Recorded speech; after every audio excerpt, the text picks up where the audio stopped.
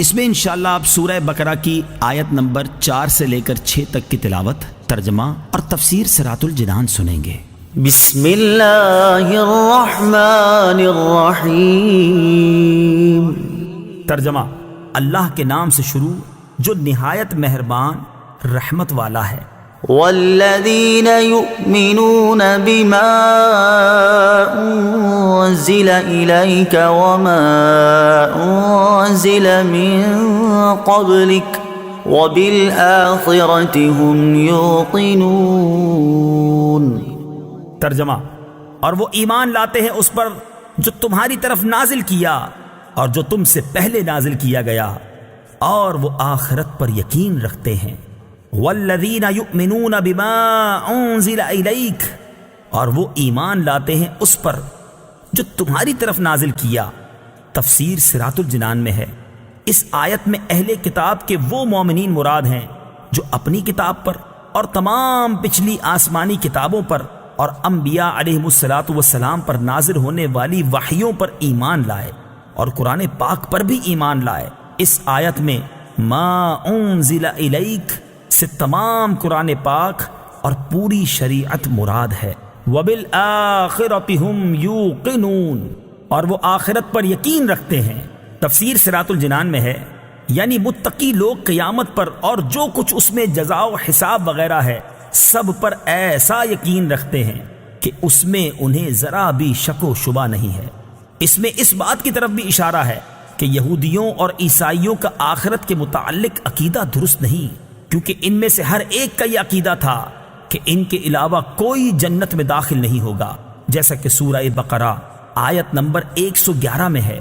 اور خصوصاً یہودیوں کا عقیدہ تھا کہ ہم اگر جہنم میں گئے تو چند دن کے لیے ہی جائیں گے، اس کے بعد سیدھے جنت میں، جیسا کہ سورہ بقرہ آیت نمبر 80 میں ہے۔ اس طرح کے فاسد اور من گھڑت خیالات جب ذہن میں جم جاتے ہیں تو پھر ان کی اصلاح بہت مشکل ہوتی ہے۔ اولئک علی ھدی من ربہم واولئک ھم المفلحون۔ ترجمہ: یہی لوگ اپنے رب کی طرف سے ہدایت پر ہیں اور یہی لوگ کامیابی حاصل کرنے والے ہیں۔ ہم المفلحون، وہی فلاح پانے والے ہیں۔ تفسیر صراط الجنان میں ہے، یعنی جن لوگوں میں بیان کی گئی صفات پائی جاتی ہیں وہ اپنے رب عز و جل کی طرف سے عطا کی گئی ہدایت پر ہیں، اور یہی لوگ جہنم سے نجات پا کر اور جنت میں داخل ہو کر کامل کامیابی حاصل کرنے والے ہیں۔ اصل کامیابی ہر مسلمان کو حاصل ہے۔ یاد رہے کہ اس آیت میں فلاح سے مراد کامل فلاح ہے، یعنی کامل کامیابی متقین ہی کو حاصل ہے۔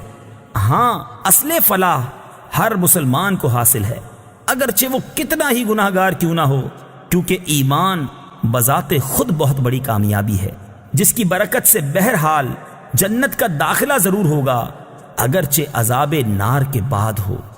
ان الذین کفروا سواء علیہم اانذرتہم ام لم تنذرہم لا یؤمنون۔ ترجمہ: بے شک وہ لوگ جن کی قسمت میں کفر ہے ان کے لیے برابر ہے کہ آپ انہیں ڈرائیں یا نہ ڈرائیں، یہ ایمان نہیں لائیں گے۔ ان الذین کفروا سواء علیہم، بے شک وہ لوگ جن کی قسمت میں کفر ہے ان کے لیے برابر ہے۔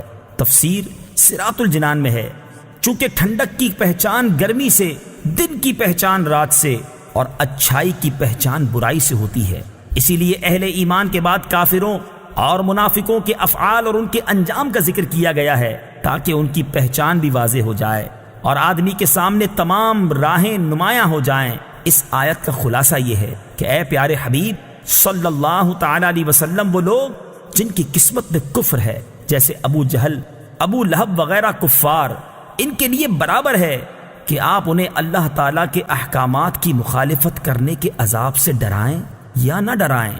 یہ کسی صورت میں ایمان نہیں لائیں گے، کیونکہ ان کے بارے میں اللہ تعالیٰ کو پہلے سے ہی معلوم ہے کہ یہ لوگ ایمان سے محروم ہیں۔